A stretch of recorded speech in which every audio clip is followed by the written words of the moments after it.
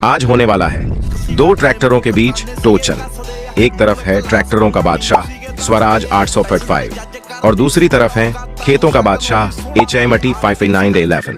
आप स्वराज की साइड हो तो वीडियो को लाइक कर दो और अगर HMT की साइड हो तो वीडियो को सब्सक्राइब कर दो।